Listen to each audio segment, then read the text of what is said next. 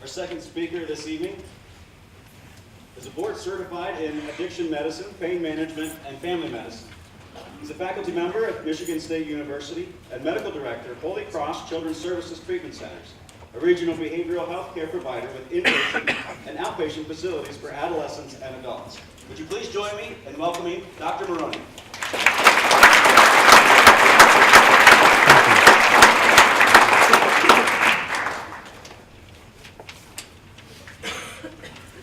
If there's one thing we could say that Sam and I have, it's compliment.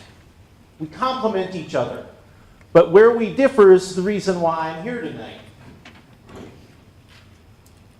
We have an epidemic that people are dying. We know people are dying in our families. We know people are dying that are our friends. So I'm going to bring you what are the evidence-based answers to stop the dying most directly. Our Heroin Summit reaches out to people to stop the dying. I'm in Midland and Fast Ice Drive, and I'm proud to be here. I'm humbled to be here. It's taken me 20 years to reach a place to say, I don't have a manager or an employer to tell me I can't do this. I'm on my own, and I have compliment. This is the original. You saw this last year. This is tonight. The difference between the original and tonight is that in addition to the discussion about heroin and opiate abuse, we've directly introduced treatment. Some differences from medication-assisted treatment stand apart, but also then complement. Not to confuse what medication-assisted treatment is. The treatment is the psychosocial support.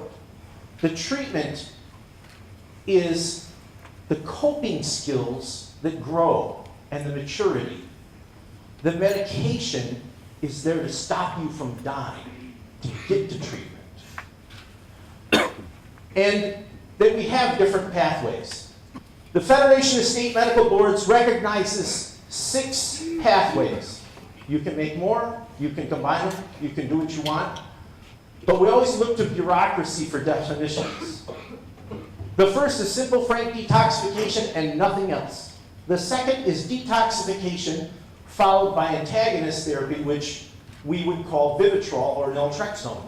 The third one is counseling and or peer support without medication-assisted treatment, some of the fundamental criteria in the Alcoholics Anonymous and Narcotics Anonymous groups. The fourth is a referral to short or long-term residential treatment, and this is where we reach out to people who are in a volatile spin, out of control, to bring them in and stabilize them someplace else because they don't have the skill set to reach stabilization in their environment, with the current family, with the current friends. Fifth, an opioid treatment program, classically a methadone program, methadone maintenance. And finally, treatment with buprenorphine naloxone in an office-based setting. It's interesting, somebody in that video said, my disease. There's a lot of questions about whether this is a disease, a choice, a sin, or a character flaw. The disease shows that an animal or a plant has impairment of normal functioning. And there are signs and symptoms that it's just not working right now. And we should all be able to embrace this as the signs and symptoms of a disease. 2 years ago, I was at an FDA naloxone uptake meeting, and they showed a slide that said we probably had 100,000 overdose deaths. Well, I'm a medical examiner in Bay County, and I see some of the bad death certificates, and I know what goes on throughout the whole state. We're fractured. We're missing deaths. There's data that's not there. And I quoted 300,000 to 400,000 deaths instead of 150 or 145,000. It got a little quiet there, but you know what? Last year, when the Surgeon General released his report, and they showed how many people were dying of drug overdose, they modified their number closer to my number. All of these dark states are high deaths per 100,000. And the dots, which I know are really hard to see in the back, are overdose prevention programs that provide naloxone. Naloxone is currently available as an injectable for large muscles or a nasal spray.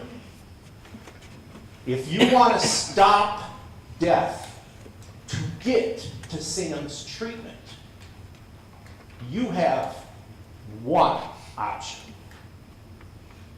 It's past prevention. You need naloxone.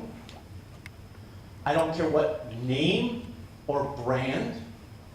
You need naloxone placed in the home for mothers, fathers, brothers, and sisters. This will stop death, and we can start after that, not to mix arguments. I'm the only doctor I know in America that had the chance to hold naloxone up on 4 networks and say, this is the antidote for opioid overdose death. I beat Sanjay Gupta. Naloxone is accepted by the Center for Disease Control. These are the people that tell us what flu shots to get every year, how to avoid hepatitis C high-risk situations, when there's an outbreak of E. coli. Naloxone is a World Health Organization essential medicine. And the people that support naloxone being placed into the community, not just in ER, but placed into the community, are the White House, the Office of National Drug Control Policy, Health and Human Services, Substance Abuse and Mental Health Service Administration, the CDC, National Institute of Health, National Institute of Drug Abuse, the Department of Defense, the VA, Johns Hopkins, Harvard, Boston, Temple, the American College of Physicians, and American Medical Association. Naloxone has been an approved drug for 46 years. We have taken naloxone from an emergency department and said, let's steal a good thing. And we put it in people's homes. There's a nasal version. If needles bother you, the FDA has an approved nasal version. So, essentially, naloxone has caused a debate even in the medical community. And the argument is, if you reverse an opioid overdose death, you're going to allow these people an opportunity to go back and use IV drugs. And I'm going to tell you, you are. Or they're going to die. That's it. You don't worry about whether or not you have another person using heroin again. You make sure they don't die. This is 2017. That is a fatal flawed argument, and I hear it from doctors. Don't mix arguments. Those are discrete events. Naloxone stops people from dying. We can argue it later, but you're here to stop people from dying. You have to rethink first responders. Teenagers are dying. Mothers and fathers are dying. I'm a Huron County family physician retired, and we had a mother and father inject heroin and die with a baby in the car seat. We put naloxone in the house, and I don't care who reverses who, we stop people from dying. We had an opportunity last year. We took a small grant, and we did overdose education, and we did naloxone distribution in Bay County with some funds from the state. And if you see the all-cause death mortalities from 2012 up to 2015 increased directly, and then the year of the overdose awareness and the naloxone distribution, we had a decrease. And the reason why that's important is you can't tell how insidious heroin sneaks into other opportunities and causes death. And drug use is hidden and the system is fractured. A similar study done in New York with naloxone distribution over 5 years decreased drug poisoning deaths by 37%. In our data, we also looked at specifically what did it do to overdose death from opioids.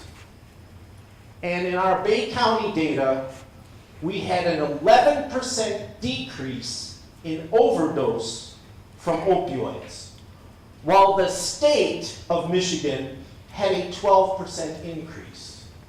That's almost a net 25% change.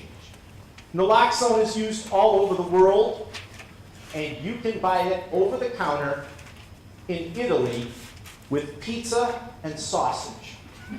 This is where we need to push back on our state officials because we need better data. This is state of Michigan data for drug poisoning deaths that are unspecified. So somebody says drug overdose, but they don't tell you what. And that's the death certificate that prevents us from collecting clear, unambiguous data. And you can't really make good change unless you can measure something. This is data very similar to what Sam showed in line graphs. From 2004 to 2014, based on billing for the Health and Human Services in Midland, heroin went from less than 1% of admissions to 24% in 2014, which is an exact parallel to what Sam said. And in Fast Ice Drive, when I look at my data compared to 2014, 6 out of every 10 people that are walking in to see me are saying, I want to get off heroin. 6 out of 10. So we stop the death, and medication-assisted treatment has a couple different options. I use Suboxone here because it's a very colorful film, and it's too difficult for people to say buprenorphine.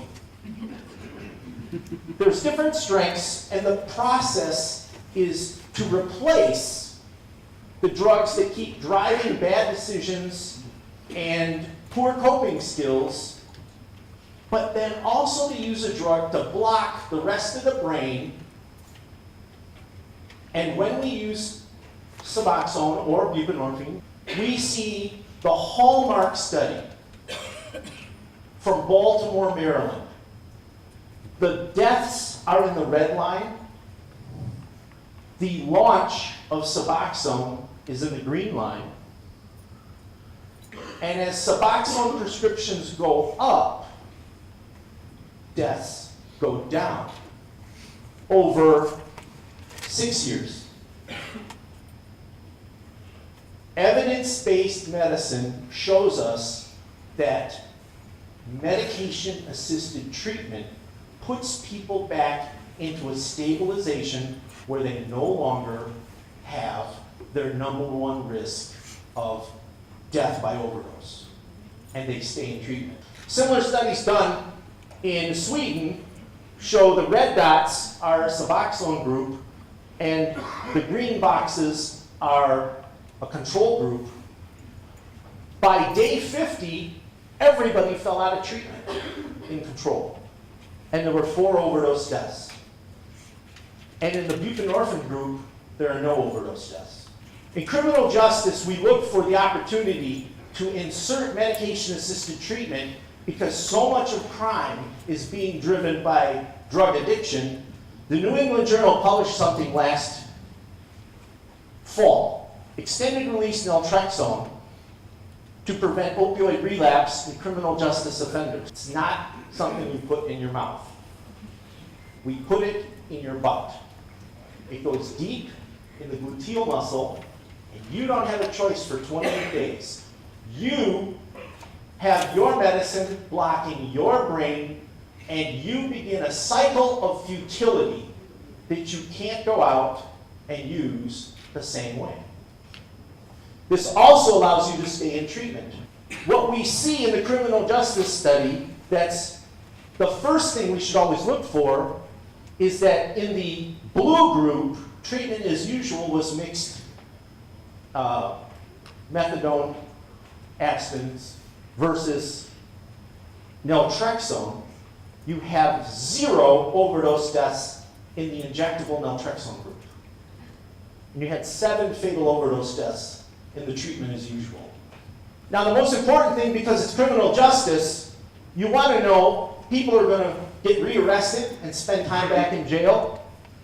The naltrexone group spent 1,600 cumulative days for 300 people back in jail for an offense or violation. The treatment as usual group spent 2,600, so we saved 1,000 days of jail time by allowing repeat offenders an injection to prevent using and prevent relapse to jail. And you also see a cumulative survival that goes up with naltrexone, and it's the same here. 6 things. What do we need? We need a complement, and we need many different pathways. Advance it to 1 more, there. So I'm going to finish by talking about medication-assisted treatment, and the first and most important medication is to stop death. There is only one way to stop death. We're past prevention. It's naloxone. And I don't care what flavor, what box, or what bottle. You legally now have the right to pre-place that in your home.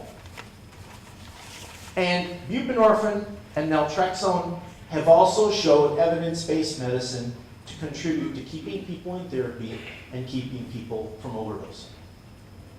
I think that's it. And we'll do questions later.